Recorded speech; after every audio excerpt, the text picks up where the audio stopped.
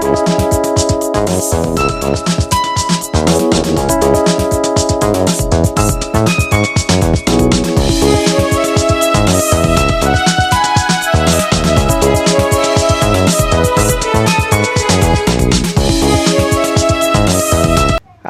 আলাইকুম রহমতুল্লাহ। যে যেখানে আছেন দেশে অথবা দেশের বাইরে, আশা করি ভালো আছেন। আমি মির্জা তারিকুল ইসলাম আছি আপনাদের সাথে আরেকটা নতুন নিউজে। ভিউয়ার্স, নিউজটিতে যাওয়ার আগে আমি অনুরোধ করব, আপনি যদি এই চ্যানেলে নতুন হয়ে থাকেন, চ্যানেলটিকে সাবস্ক্রাইব করে বেল বাটনটি অন করে দিয়ে আমাদের সাথে থাকবেন। সব সময় নতুন নতুন দেশের অত্যন্ত গুরুত্বপূর্ণ নিউজগুলো, স্থানীয় সরকারের নির্বাচন সহ সব ধরনের নির্বাচন এবং অতি গুরুত্বপূর্ণ নিউজগুলো আমরা আপনাদের সামনে তুলে আনি অত্যন্ত যত্নের সাথে। তারই ধারাবাহিকতায় আরেকটা নিউজ এই মুহূর্তে আপনাদের সামনে আমি নিয়ে আসছি। নিউজটিতে যাওয়ার আগে আপনি যদি এই চ্যানেলে নতুন হয়ে থাকেন, আমি অনুরোধ করব চ্যানেলটিকে সাবস্ক্রাইব করে বেল বাটনটি অন করে দিয়ে আমাদের সাথে থাকবেন। চলুন দেখি এখনকার এই নিউজটিতে কী লিখেছে। নতুন গভর্নরের জোরালো স্বার্থের দ্বন্দ্ব রয়েছে, নিয়োগ বাতিল করতে হবে টিআইবি। এটা হেডলাইন করেছে নিউজটির ভেতরে কী লিখেছে চলুন আমরা দেখি। বাংলাদেশ ব্যাংকের নতুন নিয়োগ পাওয়া গভর্নরের জোরালো স্বার্থের দ্বন্দ্ব রয়েছে বলে মন্তব্য করেছেন ট্রান্সপারেন্সি ইন্টারন্যাশনাল বাংলাদেশের অর্থাৎ টিআইবির নির্বাহী পরিচালক ইফতেখারুজ্জামান। টিআইবি নতুন এই গভর্নরের নিয়োগ বাতিলের জন্য সরকারের দৃষ্টি আকর্ষণ করেছে। ইফতেখারুজ্জামান বলেন, এর ফলে বাংলাদেশ ব্যাংকের নজরদারি সংস্থা হিসেবে তার দায়িত্ব পালনের সুযোগ থেকে বঞ্চিত হবে। কাজেই এই নেতৃত্বের হাতে বাংলাদেশ ব্যাংক ছেড়ে দেওয়াটা সামনের 5 বছরের জন্য কোনো অবস্থায় গ্রহণযোগ্য হতে পারে না।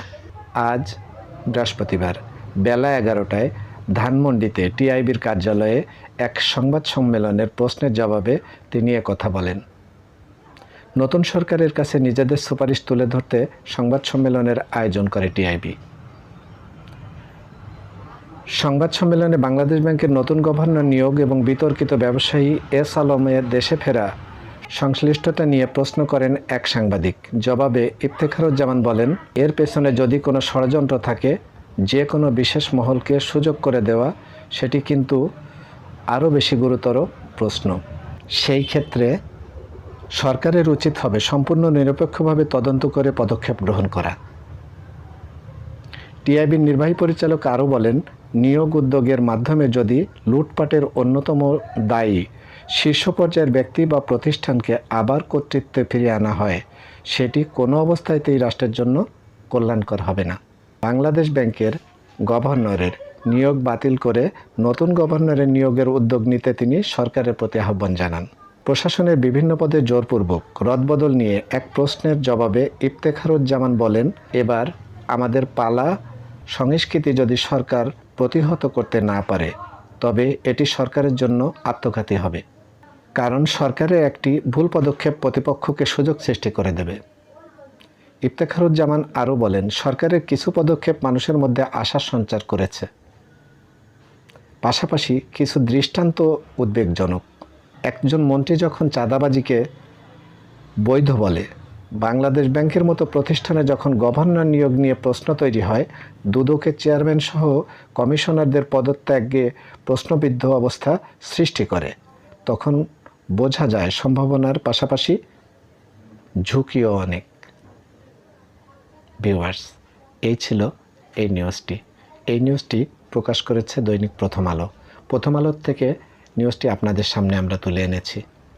ভিউয়ার্স, এই ধরনের অতি গুরুত্বপূর্ণ নিউজগুলো পেতে আমাদের চ্যানেলটিকে সাবস্ক্রাইব করে সাথে থাকবেন আমাদের।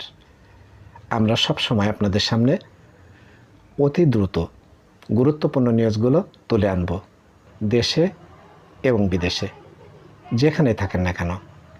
আপনাদের ভালো থাকার প্রত্যাশায় আমি মির্জা তারিকুল ইসলাম সাথে আছি। এখন ভালো থাকবেন আপনারা, যে যেখানে থাকবেন, দেশে অথবা দেশের বাইরে।